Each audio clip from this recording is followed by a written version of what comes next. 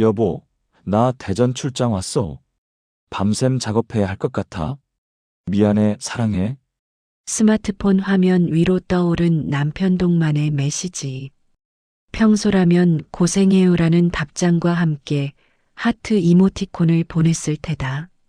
하지만 지금 내 눈앞에 펼쳐진 광경은 그가 보낸 다정한 문자보다 수만 배는 더 현실적이고 잔인했다.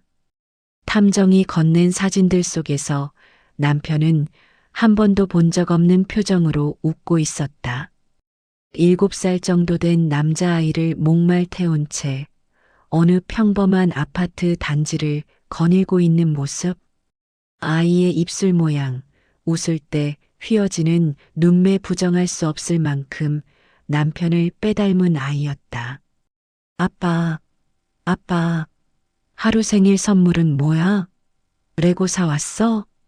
탐정이 녹음해온 음성 파일에서 아이의 맑은 목소리가 터져 나왔다. 순간 머릿속이 하얗게 전멸했다. 하루.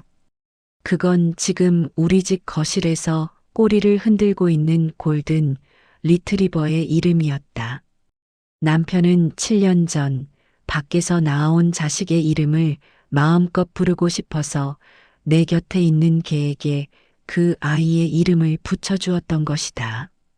나는 3년 동안 그 아이의 이름을 부르며 개와 산책을 하고 간식을 줬다.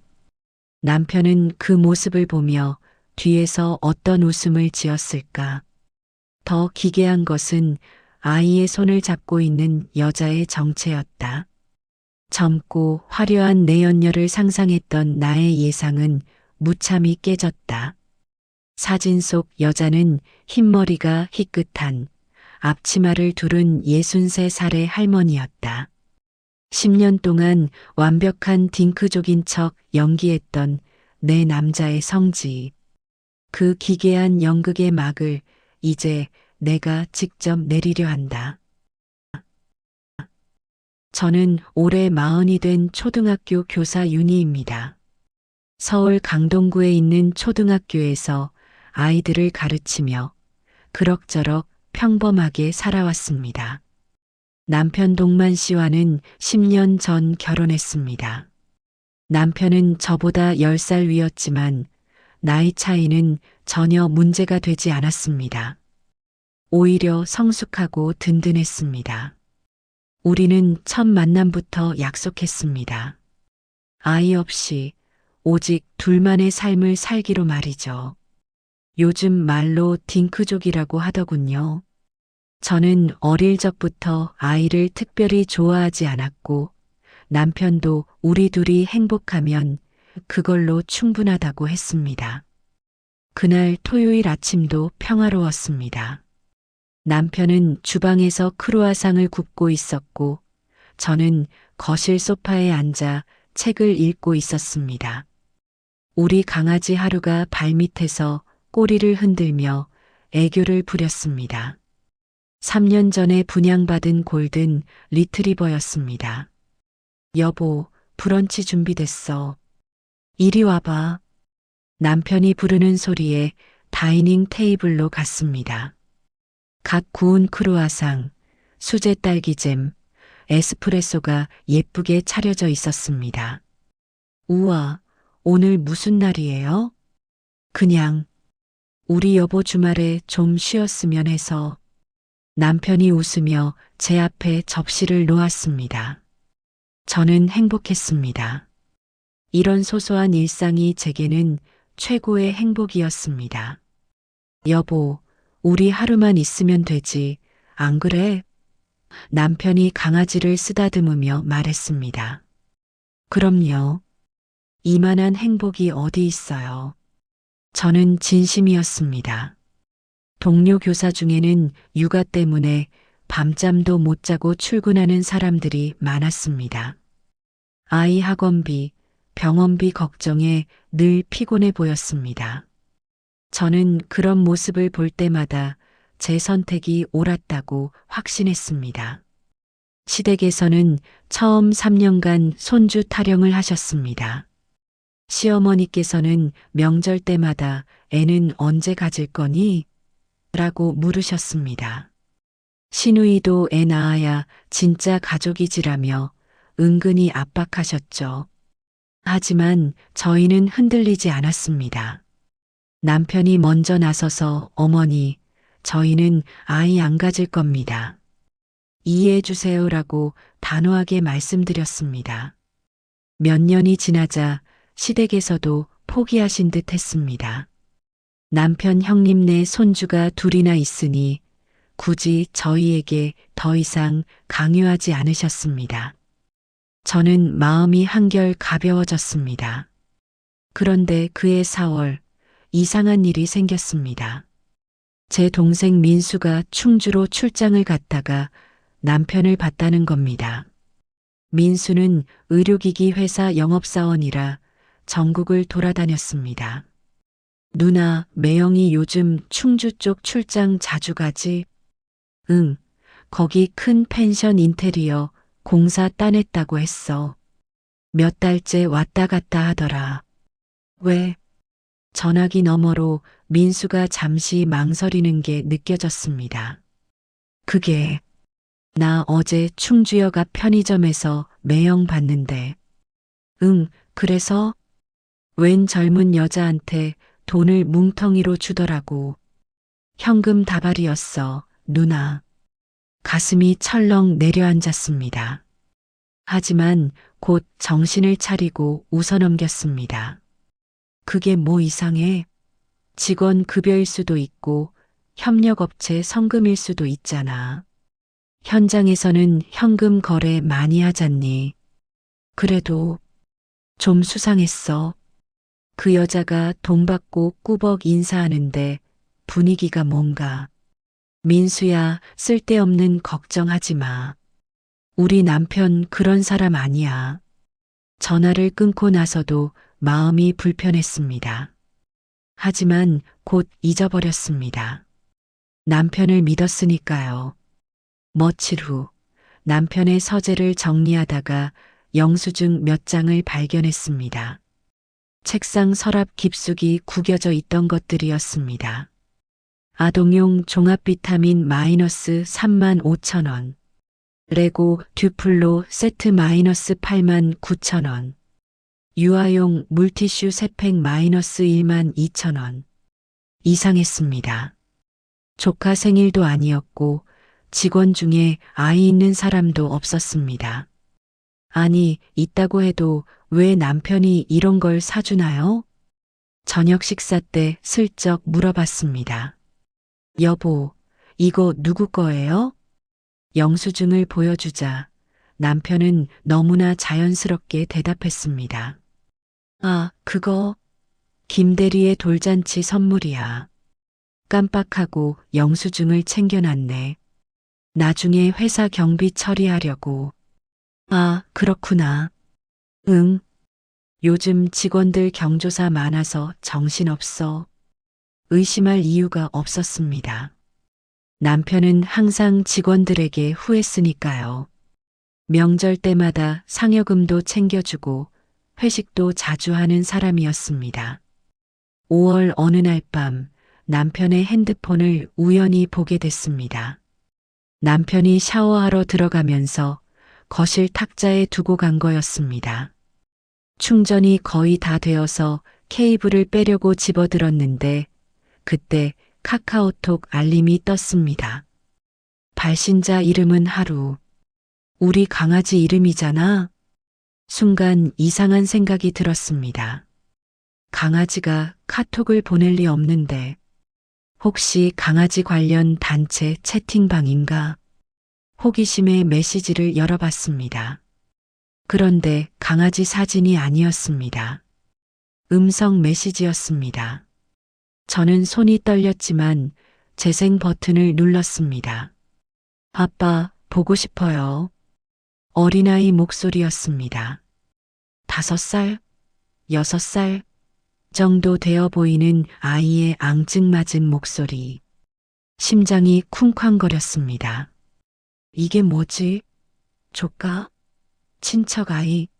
아니면 그때 욕실 문이 열리는 소리가 들렸습니다. 저는 황급히 핸드폰을 원래 자리에 놓았습니다.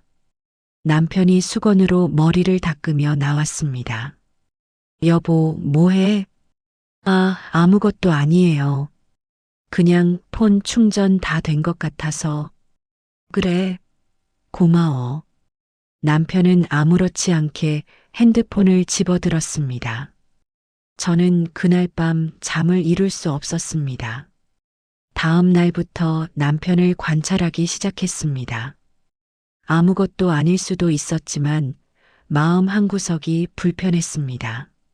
남편은 한 달에 두세 번 충주로 출장을 갔습니다. 보통 2박 3일 정도 현장에서 머물렀습니다. 저는 그게 당연하다고 생각했습니다. 인테리어 회사 대표니까 현장 관리를 해야죠. 하지만 이제는 의심이 들었습니다. 정말 현장에만 있는 걸까? 어느 날 저녁 남편이 또 충주에 간다고 했습니다. 여보, 내일부터 3일간 충주 가야 할 것 같아. 공사 마감이 다가와서. 또요? 이번 달에만 벌써 두 번째잖아요. 어쩔 수 없어.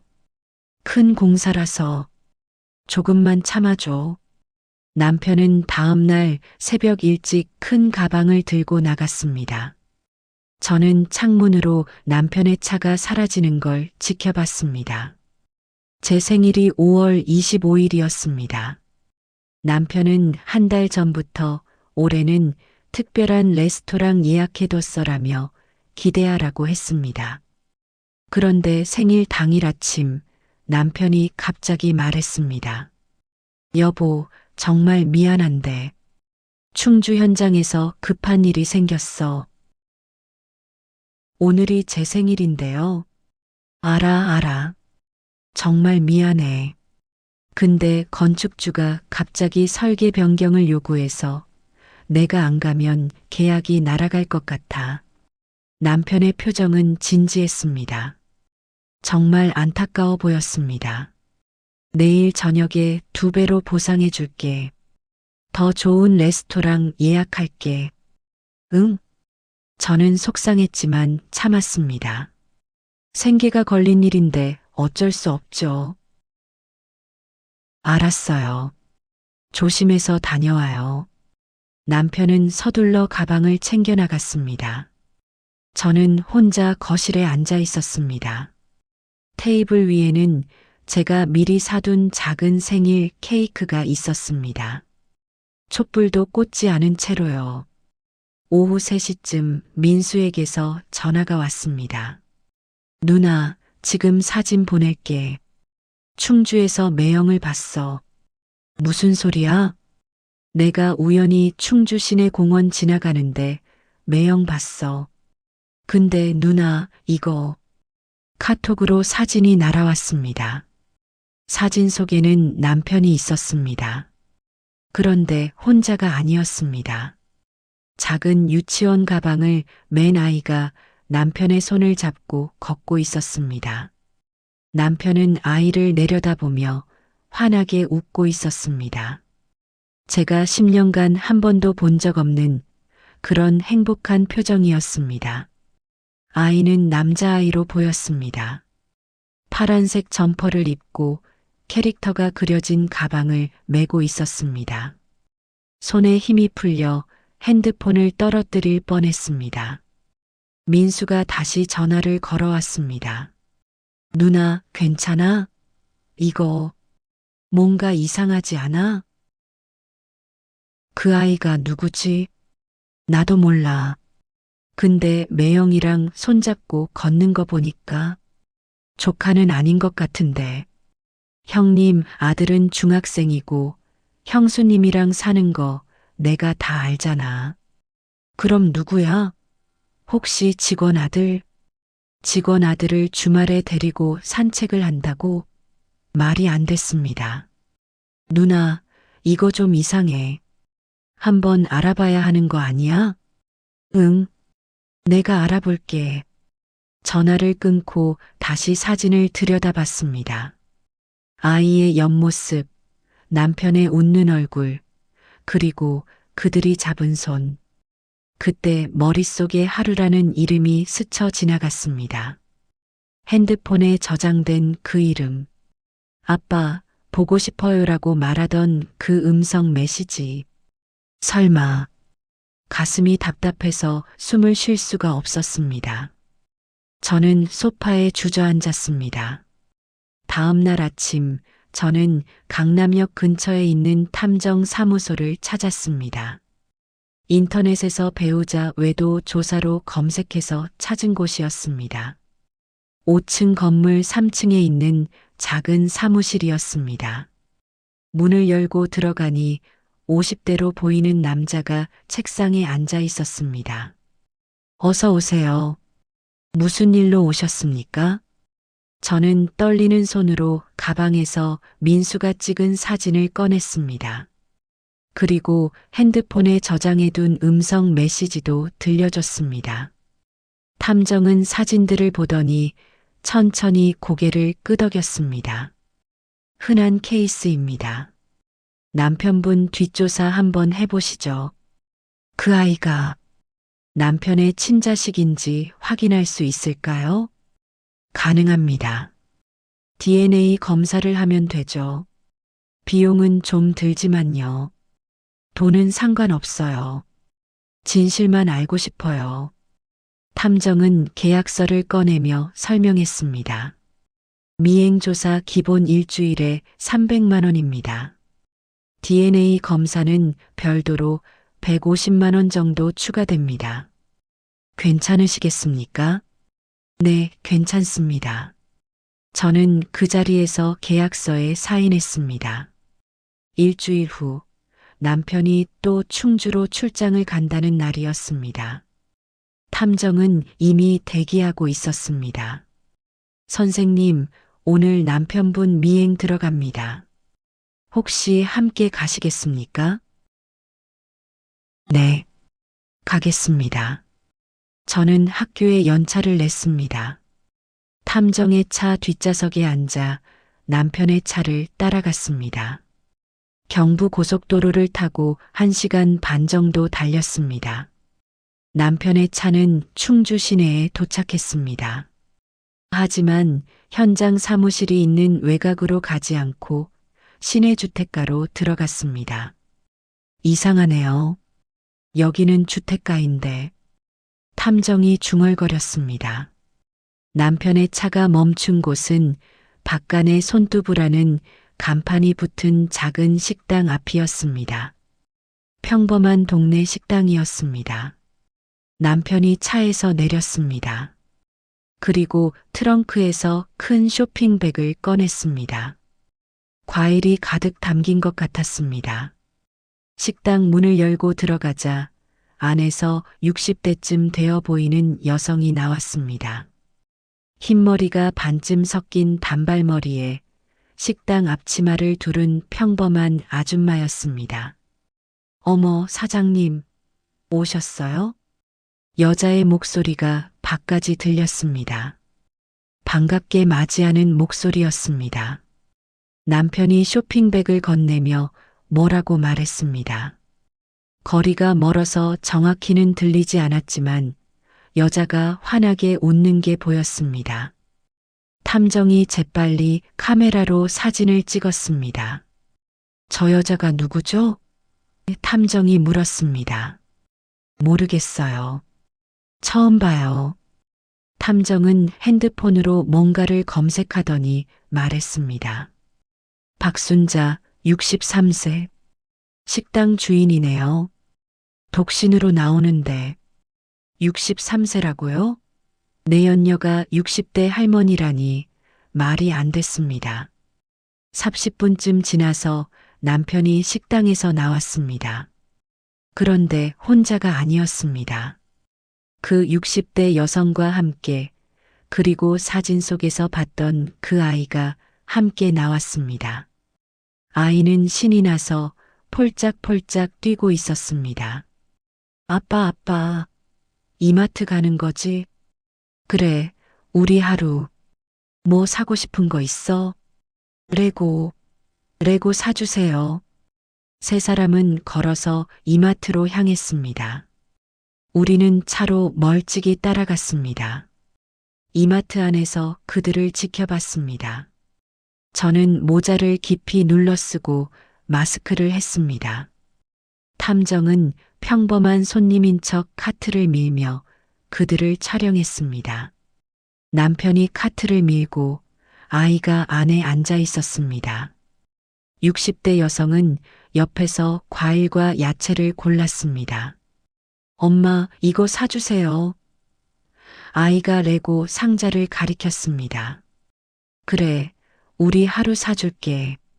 여성이 아이 머리를 쓰다듬었습니다. 엄마, 아이가 저 할머니를 엄마라고 불렀습니다. 마트를 나와 저는 화장실로 뛰어갔습니다. 변기에 머리를 박고 토했습니다. 아무것도 나오지 않았지만 구역질이 멈추지 않았습니다. 탐정이 화장실 밖에서 기다리고 있었습니다. 괜찮으세요? 아니요. 하나도 안 괜찮아요. 일단 오늘은 이 정도만 하고 며칠 더 지켜봅시다. 결정적인 증거가 필요합니다. 차 안에서 탐정이 말했습니다. DNA 검사를 위해서 아이의 샘플이 필요합니다. 머리카락이나 사용한 빨대, 칫솔 같은 거요. 어떻게 구해요? 제가 알아서 하겠습니다. 사흘 후 탐정에게서 전화가 왔습니다. 샘플 확보했습니다. 아이가 카페에서 쓴 빨대를 수거했어요. 그럼 이제 네, DNA 검사 기관에 보냈습니다. 남편분 머리카락은 집에서 구해 오셨죠? 네, 베개에서 채취했어요. 일주일 정도 걸릴 겁니다. 일주일이 1년처럼 길게 느껴졌습니다. 학교에서 아이들을 가르치면서도 정신이 없었습니다. 동료 교사가 윤희 선생님, 요즘 안색이 안 좋으신데 괜찮으세요? 라고 물어봤지만 괜찮아요 라고만 대답했습니다. 남편은 평소와 똑같았습니다.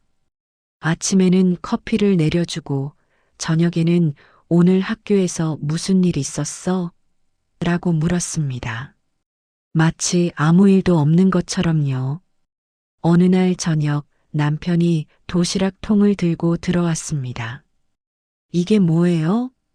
아, 충주 현장 근처 식당 사장님이 싸주신 거야. 엄청 맛있어. 손두부 전골이래. 박간의 손두부. 그 할머니가 싸준 도시락이었습니다. 같이 먹을까? 아니요. 배불러요. 남편은 혼자 맛있게 먹었습니다. 그 모습을 지켜보며 저는 속이 뒤틀렸습니다. 일주일 후 탐정 사무소에서 연락이 왔습니다. 결과 나왔습니다. 직접 오시겠습니까? 저는 학교가 끝나자마자 강남역으로 달려갔습니다. 탐정이 봉투를 건넸습니다. 손이 떨려서 봉투를 제대로 잡을 수가 없었습니다. 종이를 꺼내 읽었습니다. 생물학적 친자관계 확률 99.9%. 피검사자 동만과 피검사자 하루는 부자관계가 확실합니다. 눈앞이 깜깜해졌습니다. 숨을 쉴 수가 없었습니다. 물 좀. 탐정이 황급히 물을 건넸습니다. 물을 마셨지만 목이 메었습니다. 더 조사하시겠습니까? 탐정이 조심스럽게 물었습니다. 네. 모든 걸 알고 싶어요. 언제부터, 왜, 어떻게, 다요. 탐정의 추가 조사가 시작됐습니다. 그 결과는 상상 이상으로 충격적이었습니다. 남편은 한 달에 2~3번씩 충주에 갔습니다. 그때마다 박순자 여사의 집에서 2박 3일을 묵었습니다. 현장 사무실이 아니라 그 할머니 집에서요. 탐정이 확보한 영상에는 남편이 아침에 아이와 함께 등원하는 모습, 저녁에 함께 저녁 식사하는 모습, 밤에 아이에게 책을 읽어주는 모습이 담겨 있었습니다. 완벽한 가족의 모습이었습니다. 이게 진짜 우리 남편인가요? 저는 중얼거렸습니다. 탐정이 또 다른 문서를 건넸습니다. 이건 뭐예요? 남편분이 박순자 여사에게 매달 보내는 생활비 내역입니다. 장부를 보니 매달 200만 원씩 송금된 기록이 있었습니다. 명목은 현장식대. 하지만 실제로는 그 집 생활비였던 겁니다. 그리고 이건 부동산 등기부등본입니다. 이게 왜? 충주시 땡땡동 아파트 32평, 소유자가 남편분으로 되어 있습니다. 7년 전에 구입하셨네요. 7년 전 아이의 나이와 정확히 일치했습니다. 더 충격적인 건 남편의 문자 내역이었습니다. 탐정이 어떻게 구했는지는 묻지 않았습니다. 남편이 박순자 할머니에게 보낸 문자, 어머니, 하루 유치원 잘 다녀왔나요? 오늘 밤에 도착합니다. 저녁은 제가 사갈게요. 다음 주에 하루 생일인데 케이크는 제가 사갈게요. 어머니, 남편이 그 할머니를 어머니라고 불렀습니다. 그리고 제게 보낸 문자와 비교해 봤습니다. 남편이 나에게 보낸 문자, 여보, 나 일 때문에 밤샘 작업해. 걱정 마. 그 시각 남편은 박 여사의 집 안방에서 아이에게 그림책을 읽어주고 있었습니다. 탐정이 찍은 사진에는 남편이 침대에 누워 아이를 안고 책을 읽는 모습이 담겨 있었습니다. 아빠, 이 다음은? 그래, 우리 하루. 다음 페이지 넘겨볼까? 저는 사진을 보며 울었습니다. 탐정 사무실 50대 남자 앞에서 저는 아이처럼 울었습니다. 더 조사해 주세요. 그 아이의 엄마는 누구인지, 언제부터 이런 일이 시작됐는지 다 알아주세요. 비용이 더 들어갈 텐데 돈은 얼마든지 낼게요. 제발 진실을 밝혀주세요. 탐정은 고개를 끄덕였습니다. 집으로 돌아오는 길, 저는 멍하니 지하철 창밖을 바라봤습니다. 강남역, 교대역, 서초역. 역들이 스쳐 지나갔지만 아무것도 눈에 들어오지 않았습니다. 집에 도착하니 남편이 소파에 앉아 TV를 보고 있었습니다. 여보, 늦었네. 저녁 먹었어? 네. 학교에서 먹었어요. 그래, 나도 막 먹었어. 피곤해 보이는데 일찍 자. 남편은 평소와 똑같았습니다. 아무것도 모르는 척, 아니, 정말 아무것도 느끼지 못하는 것처럼 태연했습니다. 저는 샤워를 하고 침대에 누웠습니다. 옆에 누운 남편의 숨소리를 들으며 생각했습니다. 이 사람이 정말 내 남편이 맞나? 10년을 함께 산 사람이 맞나? 탐정의 조사는 계속됐습니다. 이번에는 아이의 생모를 찾는 작업이었습니다. 일주일 후 탐정이 새로운 정보를 가지고 왔습니다. 아이의 생모를 찾았습니다. 누구예요? 김은야, 현재 28세. 7년 전에는 대학생이었습니다. 충주의 한 카페에서 아르바이트를 했었고요. 탐정이 사진을 보여줬습니다. 젊고 예쁜 여자였습니다. 긴 생머리에 큰 눈, 날씬한 몸매. 이 여자가 아이 엄마라고요? 네. 그리고 이 여자가 민수 씨가 목격한 그 여자입니다. 편의점에서 남편분에게 돈을 받아갔던, 지금도 만나고 있다는 거예요? 아니요. 정기적으로 양육비를 받아가는 것 같습니다. 만남은 없고 돈만 받아가는 관계로 보입니다. 그렇다면 박순자 여사는 뭐죠? 생모도 아니고 그렇다고 내연녀도 아니고 박순자 여사와 남편의 관계는 뭔가요? 그건 좀 더 조사가 필요합니다. 탐정은 7년 전 기록을 파헤쳤습니다. 당시 남편의 휴대폰 기록, 신용카드 사용 내역, 심지어 CCTV 영상까지 확보했습니다. 그 결과는 충격적이었습니다. 7년 전 남편은 43이었습니다. 저는 33살이었고 우리는 결혼한 지 3년 차였습니다. 그때 시댁에서 아이 압박이 가장 심했던 시기였죠. 하지만 우리는 딩크를 고수했습니다. 아니, 제가 고수했고 남편은 따랐습니다. 그렇게 알고 있었습니다. 남편은 그해 봄부터 충주 현장에 자주 내려갔습니다. 그리고 별이 빛나는 카페라는 곳을 단골로 다녔습니다. 그곳에서 알바를 하던 사람이 바로 김은야였습니다. 탐정이 확보한 당시 카페 CCTV에는 남편과 은야가 대화하는 모습이 담겨 있었습니다. 처음에는 손님과 직원 관계였지만 점점 가까워지는 게 보였습니다. 탐정이 은야를 직접 만나 취재한 내용도 있었습니다. 물론 은야는 탐정이 기자인 줄 알았습니다.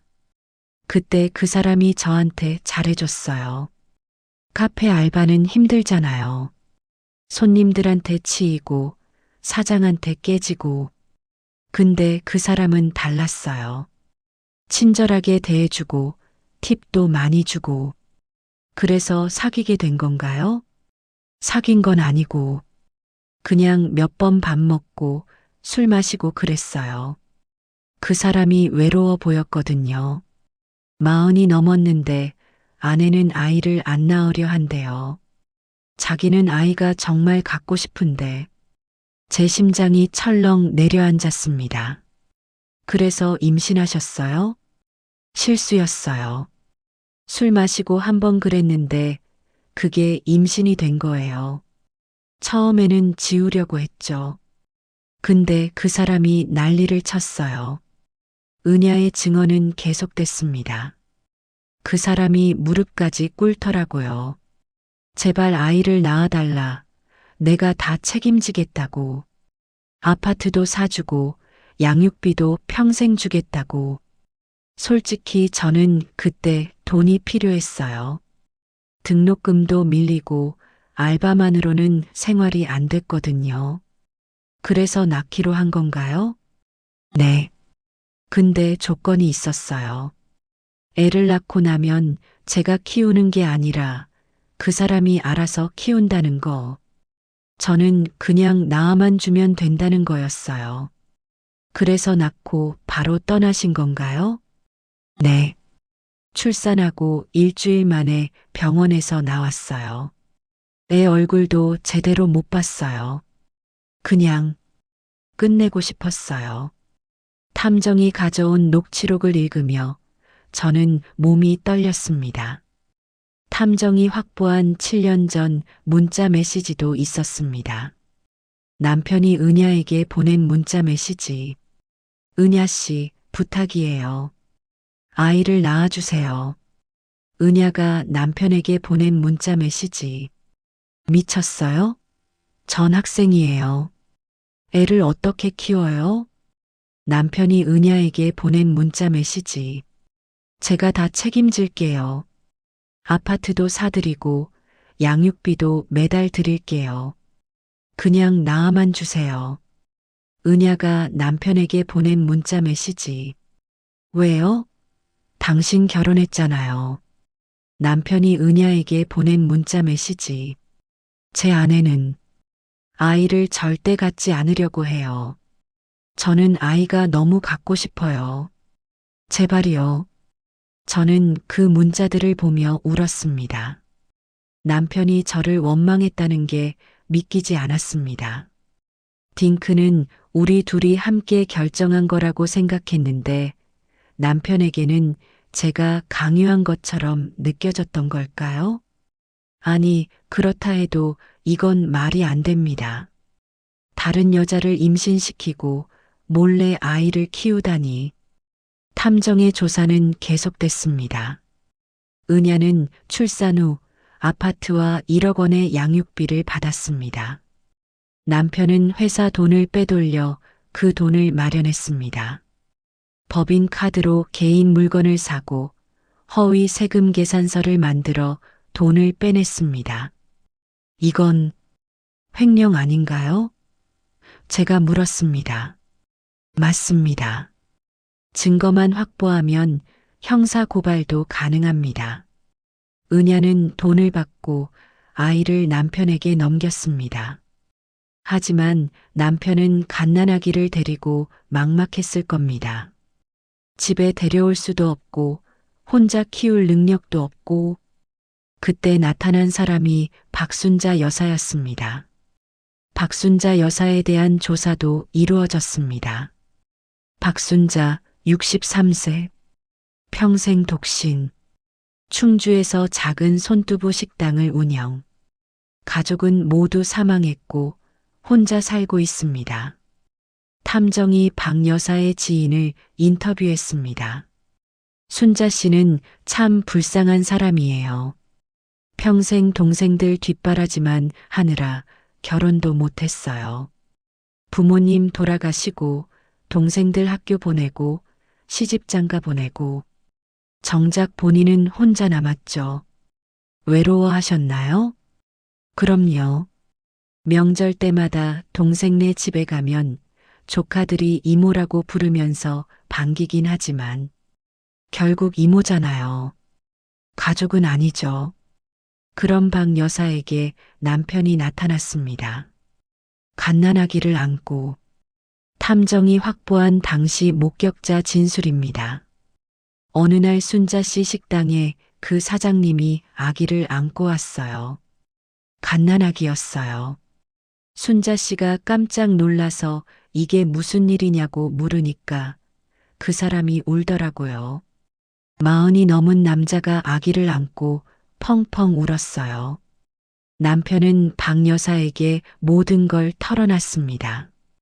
아내는 아이를 원하지 않지만 자신은 너무 아이가 갖고 싶었다고 다른 여자한테 낳아달라고 부탁했는데 그 여자는 아이를 버리고 떠났다고. 사장님, 제발 도와주세요. 이 아이를 키워주실 수 없을까요? 박 여사는 고민했습니다. 하지만 오래 고민하지는 않았습니다. 내가 왜 남의 자식을 키워야 하는데? 생활비는 드릴게요. 아파트도 드릴게요. 제 어머니가 되어주세요. 이 아이의 할머니가 되어주세요. 박 여사는 평생 가족이 그리웠습니다. 본인의 가족, 본인만을 위한 가족. 동생들은 각자 가정을 꾸리고 떠났습니다. 명절에나 만나는 사이가 됐습니다. 혼자 늙어가는 게 무서웠습니다. 그럼 조건이 있어. 당신도 이애 아빠 노릇해야 해. 한 달에 한 번은 와서 같이 살아. 그러겠습니다. 아파트 명의는 당신 이름으로 해도 돼. 근데 나랑 이애가 평생 여기서 살 수 있게 해줘. 물론입니다. 그리고 나를 어머니라고 불러. 이애 앞에서는 진짜 가족처럼 해줘. 감사합니다. 어머니. 그렇게 기이한 가족이 탄생했습니다. 63세 엄마, 43세 아빠, 그리고 갓난아기 하루. 탐정이 가져온 마지막 보고서에는 이런 내용이 있었습니다. 박순자 여사와 남편분은 육체적 관계가 없는 것으로 보입니다. 다만 정서적으로는 완전한 가족 관계를 형성하고 있습니다. 박 여사는 남편을 아들처럼, 남편은 박 여사를 어머니처럼 대하고 있습니다. 그러니까 이건 불륜이 아니라 또 다른 가족을 만든 겁니다. 저 몰래 저는 탐정 사무실에서 나와 한강변을 걸었습니다. 반포대교 아래 밤 11시가 넘은 시각이었습니다. 강물을 보며 생각했습니다. 10년이 뭐였지?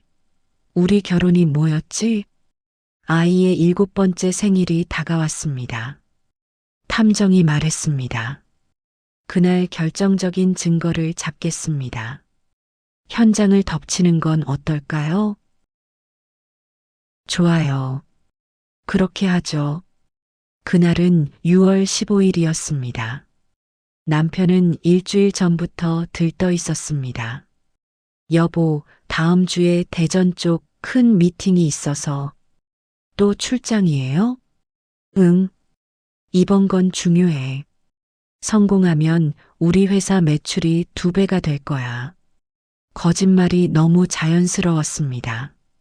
10년간 연습을 많이 한 모양입니다. 6월 15일 아침, 남편은 큰 가방을 챙겼습니다. 그 안에는 선물 상자가 들어 있었습니다. 저는 봤습니다. 레고 세트와 자전거가 트렁크에 실리는 걸. 잘 다녀와요. 응. 이틀 안에 돌아올게. 남편이 떠나자 저는 민수와 탐정에게 연락했습니다. 오늘 갑니다. 우리는 남편보다 30분 먼저 충주로 출발했습니다. 박순자 여사의 집은 충주 시내에 있는 작은 아파트 단지였습니다. 오후 3시 집안에서 웃음소리가 들렸습니다. 창문 틈으로 풍선과 케이크가 보였습니다. 생일 축하합니다. 생일 축하합니다. 사랑하는 우리 하루 생일 축하합니다. 남편의 목소리, 박 여사의 목소리, 아이의 웃음소리. 저는 심호흡을 하고 초인종을 눌렀습니다. 딩동 마이너스. 아니 조용해졌습니다. 누구세요? 박 여사의 목소리. 택배요. 택배? 시킨 거 없는데. 문이 열렸습니다.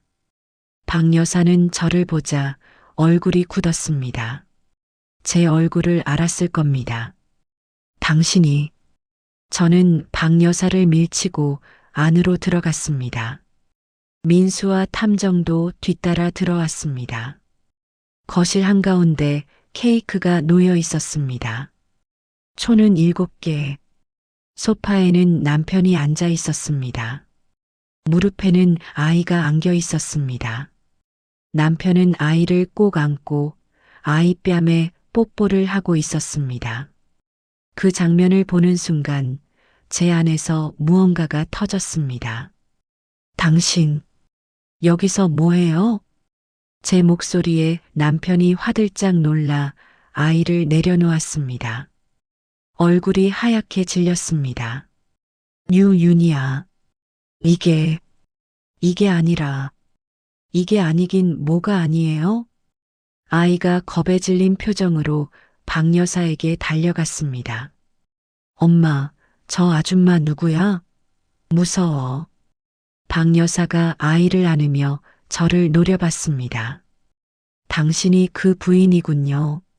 네, 저요. 법적인 부인이에요. 당신은 누구죠? 박 여사가 당당하게 대답했습니다. 전 이 아이를 키우는 사람이에요. 그리고 이 사람의 어머니고요. 어머니?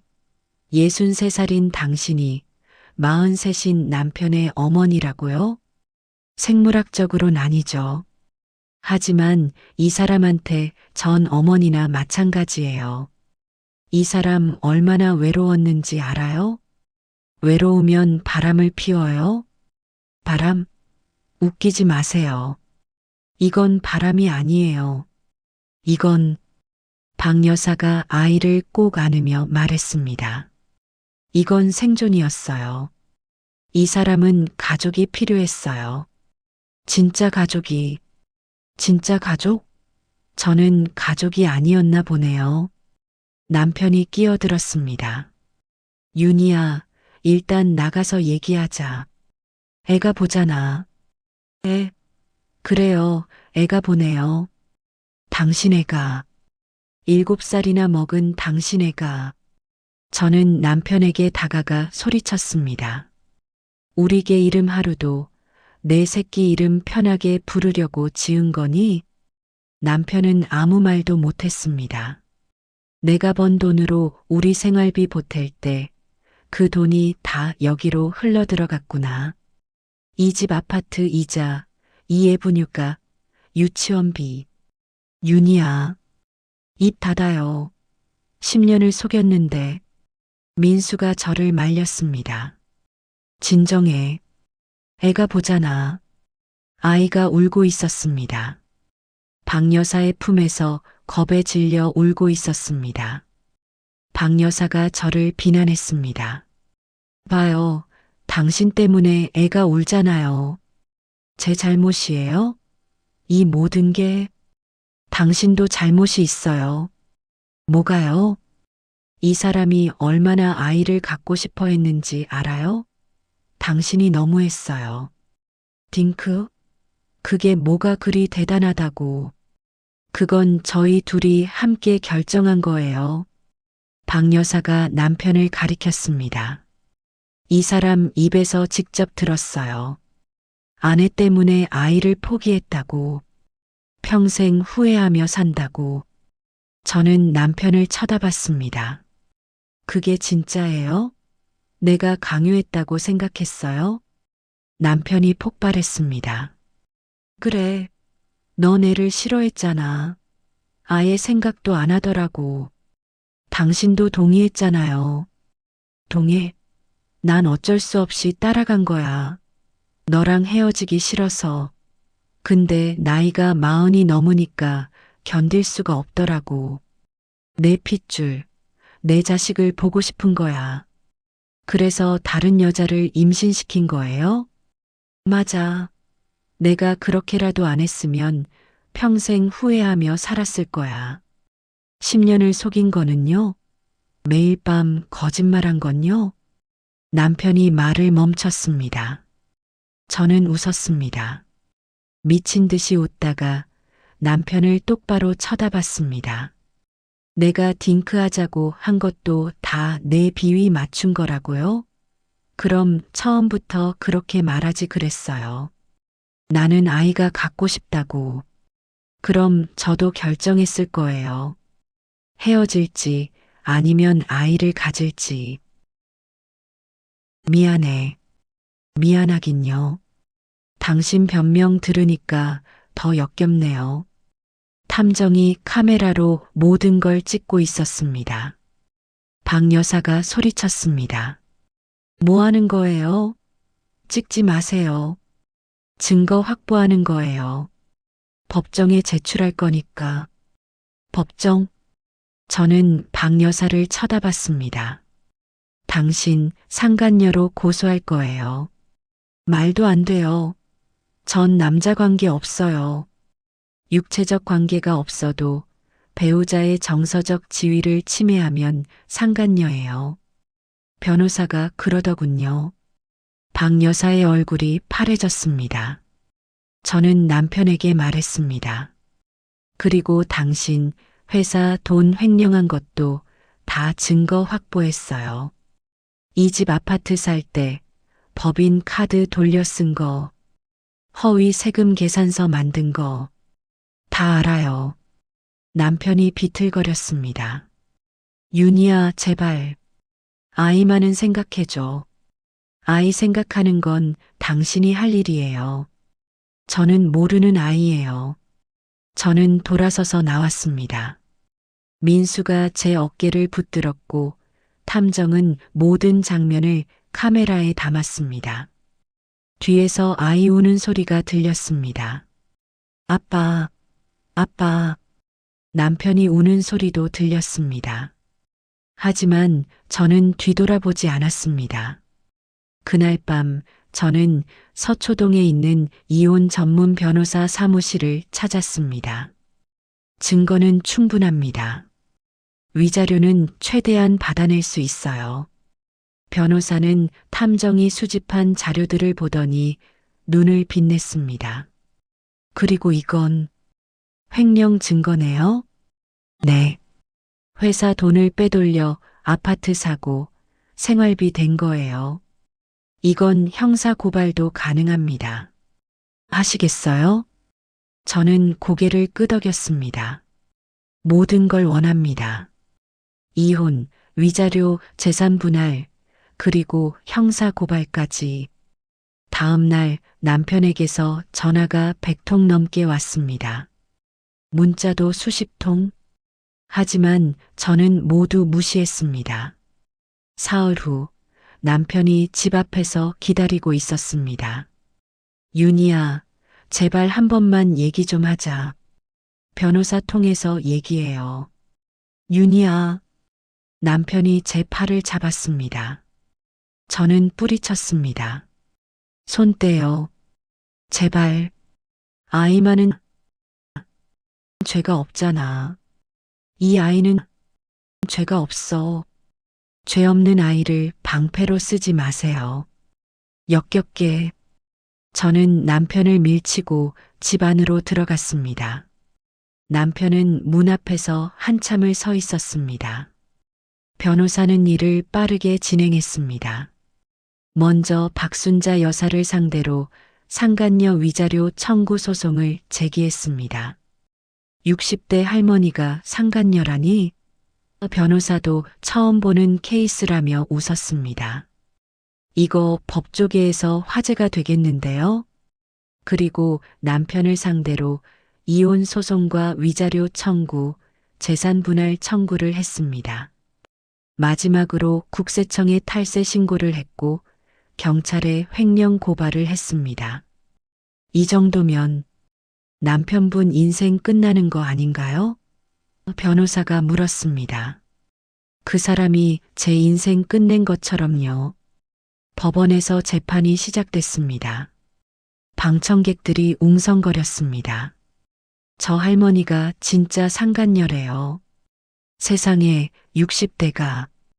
요즘 세상 정말 별일이 다 있네. 박 여사는 법정에서 당당했습니다. 전 그저 아이를 키워준 것뿐입니다. 남자 관계는 없었어요.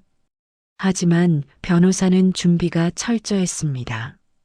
피고는 원고의 남편과 한 집에서 동거했습니다. 매달 생활비를 받았고 남편은 피고를 어머니라고 불렀습니다. 이는 사실상 부부관계에 준하는 정서적 유대입니다. 판사가 물었습니다. 육체적 관계는 없었나요? 없었습니다. 박 여사가 소리쳤습니다. 하지만 정서적으로는 배우자의 지위를 대체했습니다. 변호사가 반박했습니다. 재판은 3개월간 이어졌습니다. 그 사이 저는 학교를 다니며 평소처럼 생활했습니다. 동료 교사들이 물었습니다. 윤희 선생님, 이혼하신대요? 무슨 일 있으셨어요? 남편이 바람을 피워서요. 어머, 그래서 힘드시겠어요? 아니요. 오히려 시원해요. 사람들은 이상하다는 표정을 지었습니다. 이혼하면 슬퍼하고 힘들어해야 정상인데 저는 너무 담담했으니까요. 하지만 저는 정말 괜찮았습니다. 오히려 홀가분했습니다. 판결이 났습니다. 박순자 여사에게는 위자료 5천만 원 지급 판결이 내려졌습니다. 남편과의 이혼 소송에서는 제가 위자료 1억 원과 재산 분할 3억 원을 받게 됐습니다. 그리고 국세청 세무조사 결과 남편의 회사는 추징금 2억 원을 물게 됐습니다. 경찰 조사 결과 횡령 혐의로 남편은 징역 1년 6개월의 집행유예 2년을 선고받았습니다. 남편의 회사는 사실상 파산했고 남편이 아이를 위해 마련해뒀던 충주 아파트도 가압류됐습니다. 설상가상으로 아이의 생모 김은야가 다시 나타났습니다. 돈 안 주면 애 데려가겠어요. 제가 법적으로 엄마잖아요. 은야는 매달 500만 원을 요구했습니다. 남편은 돈이 없었습니다. 윤희야, 제발. 조금만 도와줘. 남편이 전화를 걸어왔습니다. 제가 왜 도와줘요? 아이가 엄마한테 끌려갈 것 같아. 그건 당신이 해결할 일이에요. 전화를 끊었습니다. 민수에게서 들었습니다. 남편은 박순자 여사와 함께 충주의 한단칸 방으로 이사했다고 합니다. 박 여사의 식당도 문을 닫았고 위자료 5천만 원을 갚느라 전 재산을 정리했다고 합니다. 1년이 지났습니다. 저는 이혼 재산 분할금과 위자료로 받은 돈으로 서울 서교동에 작은 카페를 열었습니다. 이름은 칠드프리존. 아이 없이 사는 사람들을 위한 조용한 카페였습니다. 아이 출입 금지는 아니었지만 조용한 분위기를 강조했더니 자연스럽게 딩크족 1인 가구들이 많이 찾아왔습니다. 딩크 모임이라는 온라인 커뮤니티를 통해 같은 가치관을 가진 사람들을 만났습니다. 그중 한 분은 45세 대학 교수님이었습니다. 철학과 교수로 역시 평생 아이 없이 살기로 한 분이었습니다. 전 남편한테 속았어요. 딩크하자고 해놓고 뒤에서는 다른 여자랑 애를 낳았더라고요. 그런 배신은 정말 상상도 못했겠네요. 이제는 괜찮아요. 오히려 정리가 됐죠. 제 삶을 되찾았어요. 남편의 근황은 가끔 민수를 통해 들었습니다. 남편은 지금 충주의 한단칸 방에서 박순자 여사, 아이와 함께 산다고 합니다. 박 여사는 요양보호사 일을 시작했고 남편은 건설 현장에서 일용직으로 일한다고 합니다. 은야는 매달 아이를 만나러 와서 돈을 뜯어간다고 합니다. 양육권 소송을 하겠다고 협박하면서요. 누나, 매형이 완전히 망했더라. 근데 그게 자업자득 아니겠어? 그렇겠지. 저는 더 이상 그 사람들에 대해 생각하지 않습니다. 가끔 우리 강아지 하루를 보면 생각납니다. 남편이 이 이름을 지을 때 이미 저 아이 이름을 생각하고 있었겠죠. 하지만 이제는 그것도 상관없습니다. 이제 하루는 온전히 제 강아지니까요. 어느 봄날 카페 창가에 앉아 책을 읽고 있었습니다. 한 손님이 들어와 물었습니다. 사장님, 여기 정말 아이 없는 사람들만 오는 카페예요? 아니요, 누구나 오실 수 있어요. 다만 저희는 조용한 공간을 지향해요. 저도 딩크인데 이런 곳이 있어서 좋네요. 친구들 만나면 맨날 애는 언제 낳냐고 물어서 스트레스였거든요. 여기서는 그런 질문 없어요. 편하게 쉬다 가세요. 손님이 자리에 앉았습니다. 저는 창밖을 바라봤습니다. 봄볕이 따사롭게 내리쪼이고 거리에는 사람들이 걷고 있었습니다. 누군가는 아이와 함께, 누군가는 연인과 함께, 누군가는 혼자서 모두 각자의 방식으로 살아가고 있었습니다. 저도 제 방식대로 살아갑니다. 더 이상 누구에게 맞추지 않고 제 선택을 후회하지 않으며 딩크는 죄가 아닙니다. 가치관이 다른 사람을 10년간 속인 게 죄입니다. 저는 이제 행복합니다. 진짜로요. 그런데 여러분 궁금하지 않으세요? 만약 여러분의 배우자가 10년간 이런 거짓말을 하고 살았다면 과연 용서할 수 있으셨을까요?